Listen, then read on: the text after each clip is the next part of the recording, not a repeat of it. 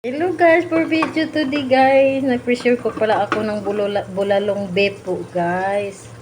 Ayan po, kulong-kulong-kulo na po. Nilagyan ko po ito ng sayo, patatas po, beef cube.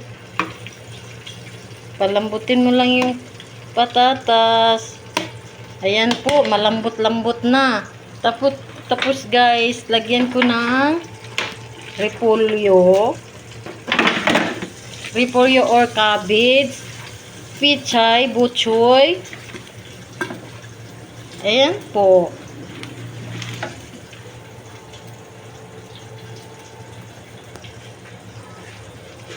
Ayan po guys, tapi-tapiin nyo lang. Huwag nyong iukay-ukay. Baka madugmok madugmok yung guys, naprito din ako ng fish. Ito na po guys. Thank you for watching. God bless you all.